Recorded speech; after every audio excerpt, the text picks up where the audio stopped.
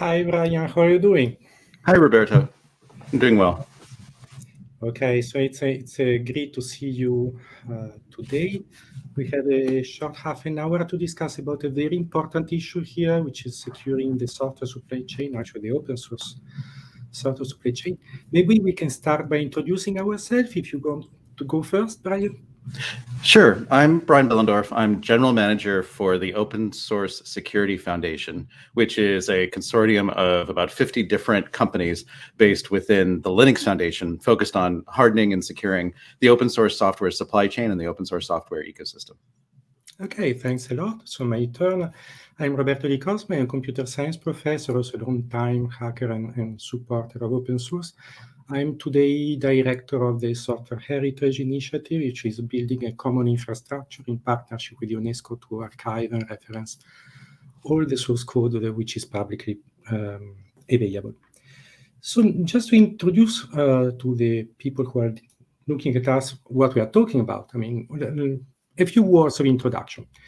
So open source software actually is today everywhere. I mean, it is all over the place in all our digital infrastructure.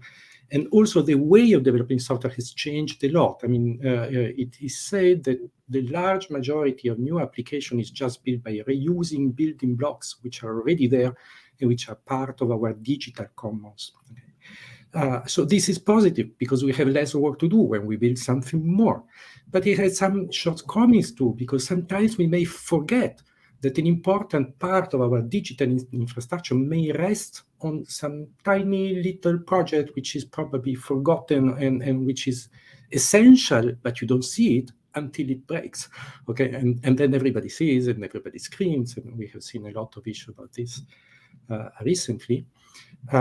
So over the last year and a half, maybe 2 years, I mean, for Brian and me, this has been a much longer story. But I say for the general public, the issue about the security in software has been making the headline news in many cases. And last in time was this Log4j bug that has had people running, screaming around for quite a lot.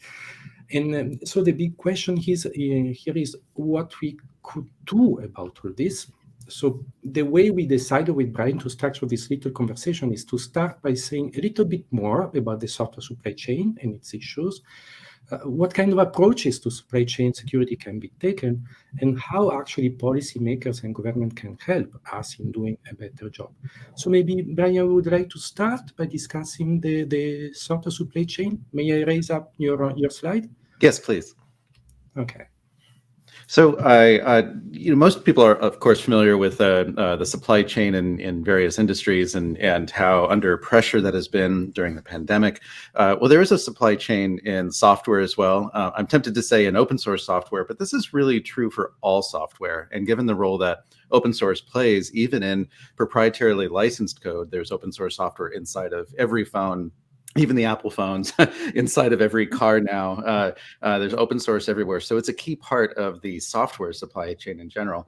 But if you were to picture the path that code takes from, starting in a developer's head through to their development environment, where they're picking dependencies to pick up, where they start building the code, and then putting it through the distribution channels on its way to the end user, we can see that there's a number of places where there's weaknesses that arose because in the early days of software development and in the early days of open source code, there was a really high trust environment. A lot of times you're dealing with not huge numbers of code or other, and not huge numbers of other organizations or software teams whose code you were depending upon.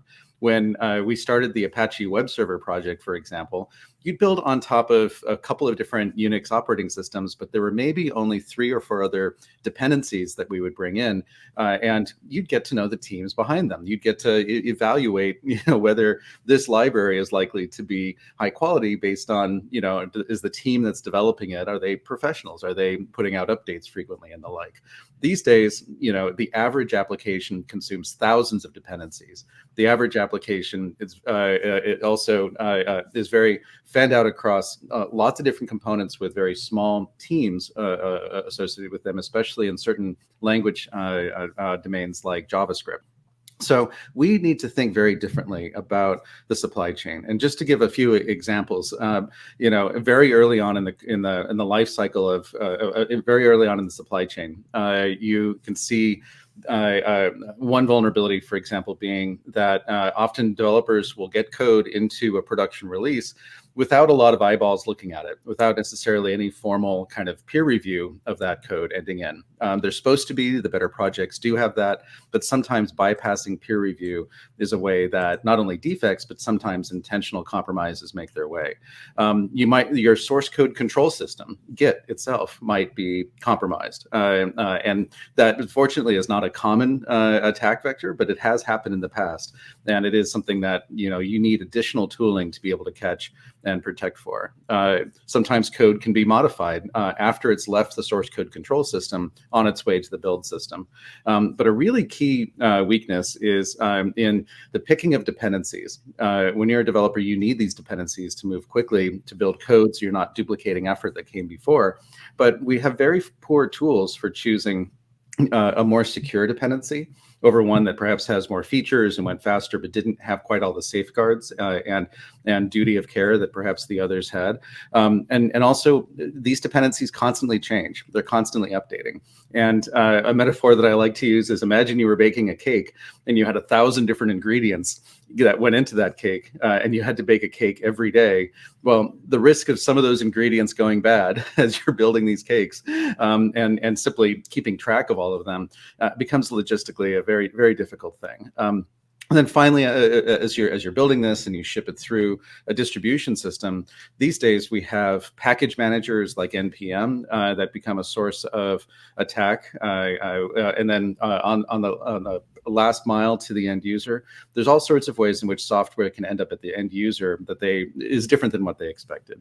So thinking about this as a supply chain is super critical to understanding where some of the modern attacks are coming from. And this is a big part of what happened with Log4j. It's been a big part of, you perhaps have heard of the color.js thing that happened about a month ago, where a developer out of protest decided to change their code to throw up a lot of protest messages rather than to do the job the software was supposed to do. And so what we at OpenSSF are trying to do is ask, what are the different kinds of interventions and improvements? Sometimes it's tooling, sometimes it's standards, sometimes it's just simply better education that we can do to systematically improve the entirety of the software supply chain. Okay, thanks a lot. I mean, Brian, this was very illuminating. Let me say also, let me add in this discussion also a little word of warning. So software is probably the most complex human undertaking in the history of mankind. So please, people around the world, if you are listening to us, don't think that we are doing things badly because we are bad guys. Sometimes it is just so difficult to get the software right, and actually proving that a piece of software is correct was a dream at the origin of computer science half a century ago, which is slowly getting to reality after decades of research, etc. But it is extremely costly to actually have software that has no bugs. Okay, typically software that flies usually is much better than the software that runs in your navigator, but it has a price tag which is incomparably higher.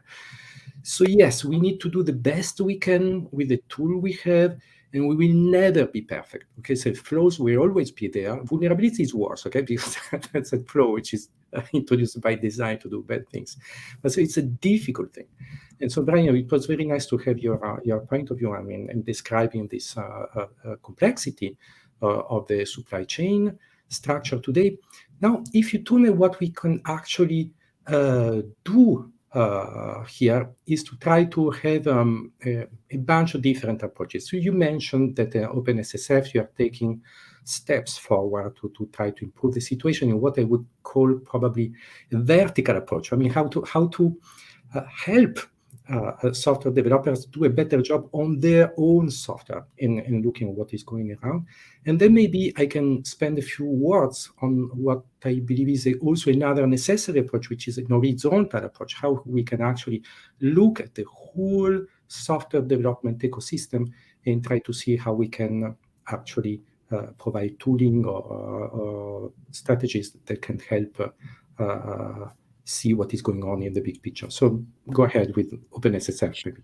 Sure. Well, we think one one critical thing to try to do is help developers and people who deploy software and try to and those who are responsible for the operation of production infrastructure evaluate the risk of open source software within their system and to make decisions based on the risk posture of the software and the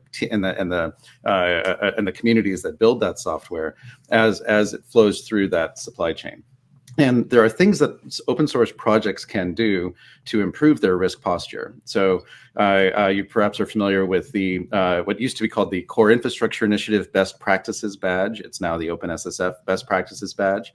This is a checklist of practices that better run open source projects have, such as having a security team, having a published incident response process, taking basic precautions to try to make sure that when a bug is found, not if, because all software does have a bug, when a serious security bug in particular is found, that this is a team that will respond quickly to publishing it. So this is a self-attested checklist, but many open source projects now publicly publish their OpenSSF best practices badge and how far along they are to achieving that. And if somebody's at 100%, you should be able to trust that code a little bit more than you trust code from a project that has not filled out that badge.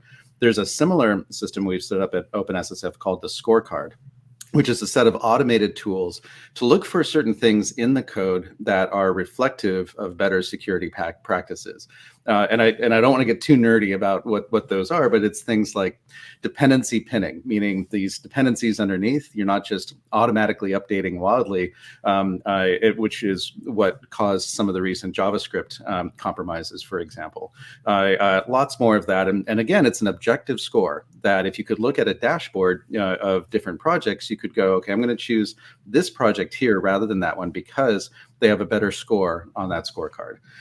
So there's a bunch of these different metrics that we're pulling together. In fact, we have a metrics portal that we've now deployed that is starting to analyze open source code against both of those two objective kind of criteria and publish a score, mainly to not only help developers be smarter about choosing dependencies, but then also help organizations be smarter about managing the risk within their infrastructure. Another key part of this is specifications and standards for closing some of those gaps in that supply chain picture I mentioned. One of those is, better run projects sign their releases, but the tools for doing that now, such as PGP signatures, can be somewhat cumbersome, often are not checked by the tools. And so we launched a project called Project SigStore, which is for to make it easier for developers to get digital signatures that they can use to sign those packages and then build a greater degree of attestation and trust across the life cycle, across the supply chain.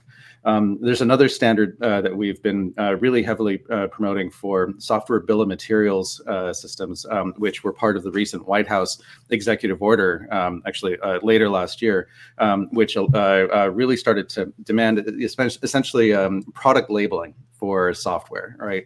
And a standard in particular called SPDX, which we have been doing quite a bit to not only establish and promote as a standard, it is now an ISO standard, but also now developing tooling to make it easier for developers to publish SBOM data when they publish their software package, as well as consume it from the dependencies that they build upon. So they really know what they're getting and hopefully make it easier for, when there's a future vulnerability, for enterprises, organizations to understand where that vulnerable component might be within their entire infrastructure, which is a key part of the problem. Finally, education is critical to this. So we've developed some courseware on how to build secure software. In fact, 3 different courses that we've put up on edX. We've had almost 10,000 people take this course so far. Our ambition this year is to expand that to 100,000, but it should really be the kind of training that every software developer takes, no matter what level you're at, because it's about the basics. It's about how to make sure you're not blindly trusting unvalidated input, which was the source of the Log4j compromise. It's how do you make sure especially when you're working in a distributed team like you are in open source, what are the use of these different standards and specs and different tools to help raise the floor on the degree of security within your code. So it's really all these things put together. It's some tooling, to objectively measure risk. It's standards and specifications and to kind of raise the baseline. And then it's education to make sure the developers are more informed about how they're writing code. These are the kind of three major pieces. There's a lot more underway, though. Okay, thanks a lot, Brian. I mean, it's very inspiring. And actually, yes, we have been teaching courses about software security and cybersecurity for ages, but usually people didn't listen too much. Now, I mean, it's very happy to see that now the situation is changing.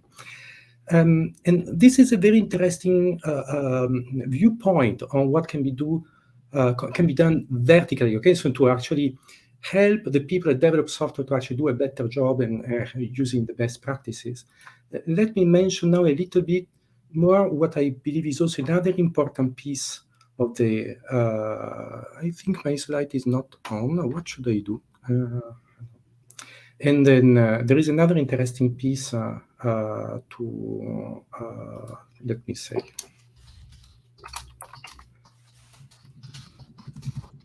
Sorry.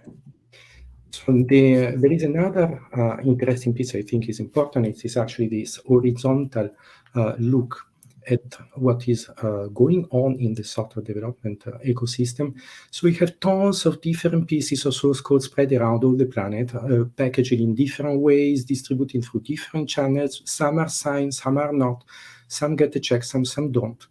Now, what we have been doing in the last years, I mean, this project, which is called Software Heritage, actually, the original motivation was just to preserve source code as a legacy for mankind, for the future generation.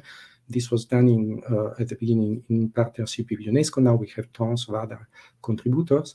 It turns out that the way we built this archive, which is designed actually to preserve this content for the long term, uses modern technologies. I mean, these Merkle trees, Merkle direct acyclic graph, and cryptographic signatures. So this means that every single piece of software which is archived in Software Heritage gets a unique identifier, which is a cryptographic signature.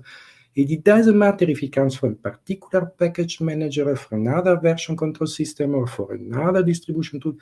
All these software are actually targeted exactly the same way, and we can spot if the same file actually happens to be in 1,000 different projects or 1,000 different packages.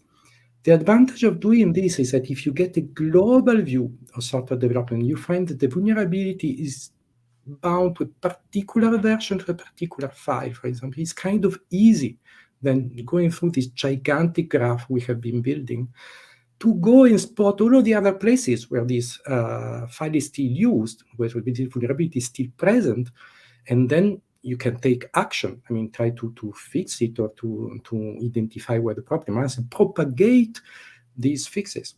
I have seen friends, I will not give names, okay, here, but friends in industry told me many years ago, look, in our company, we have a problem. We have this library for compression, I mean, deep zip.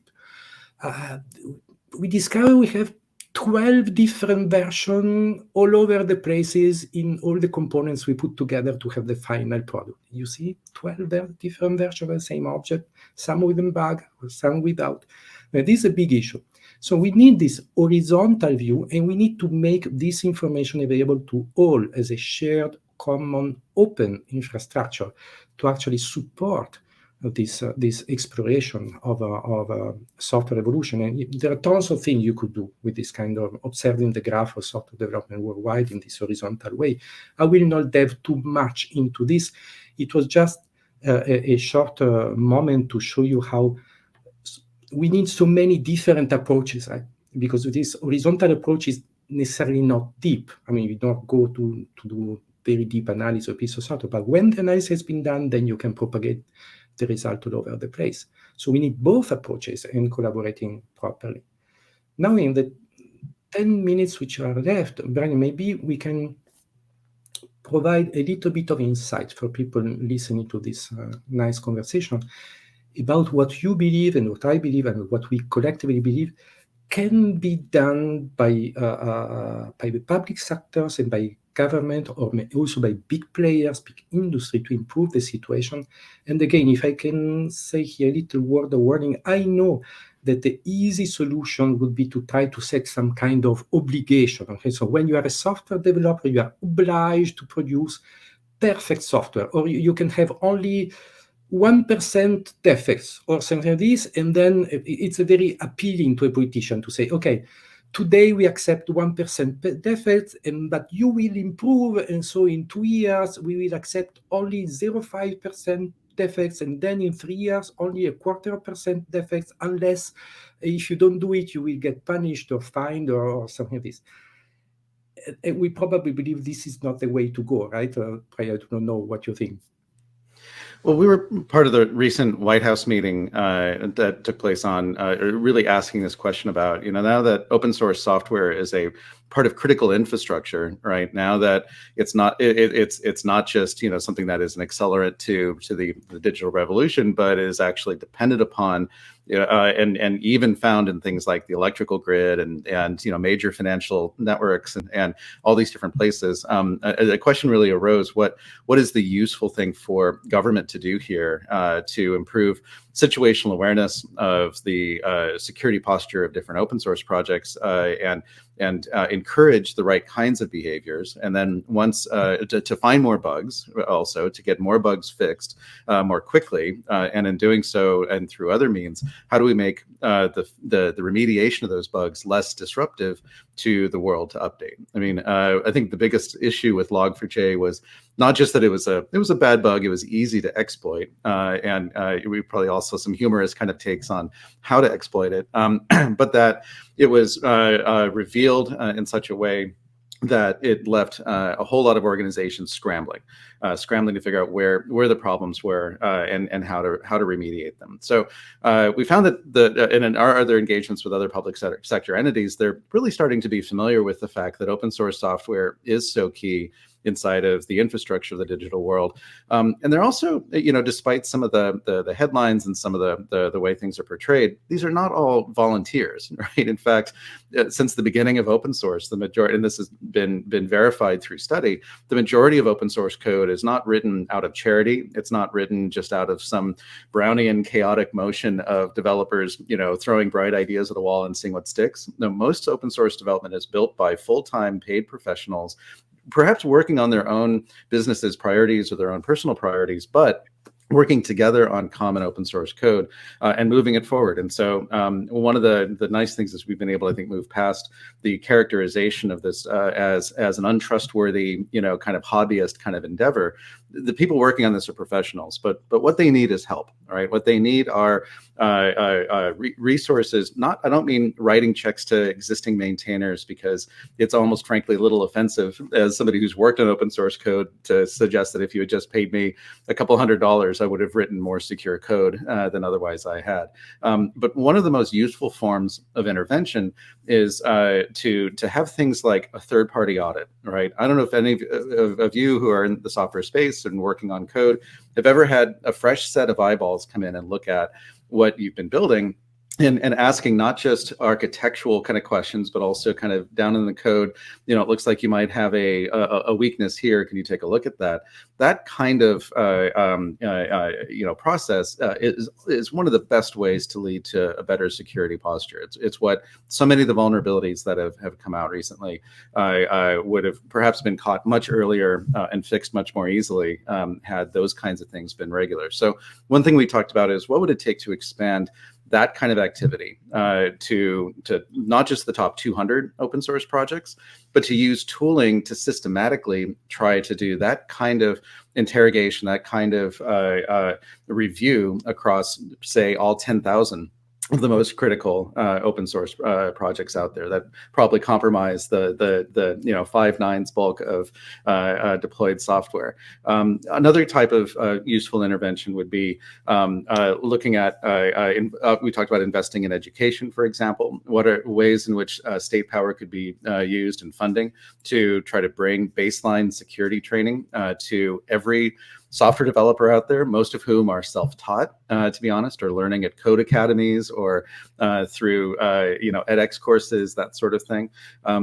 what would it also mean to potentially look at the way software is distributed and in these kind of essential package managers in places like NPM or PyPy or these other distribution points, and ask, what are ways to make the integrity of those systems better? In fact, it was really nice to see NPM announce that they are about to require two-factor auth, right? Which we're familiar now with when we log into our bank's accounts on the web and that sort of thing, requiring that now for developers who are updating their packages inside of NPM. Are there other things that that countries could do to encourage the package managers to move in the right way? Finally, there's still a lot of important research to do in this domain. One of the things we've done at the Linux Foundation is partner with Harvard to develop a series of reports, the third of which is about to be released, called the Open Source Census, which is a systematic look at what are the most popular software packages used, what are the ones that are most critical, which is different than most popular, right? And where is there perhaps some weaknesses in the dependencies, things people might not have realized. I don't think anyone had heard of the term, at the level that we have today of Log4j before December of last year. Where are those forgotten kind of pieces in the infrastructure that really do merit some additional investment?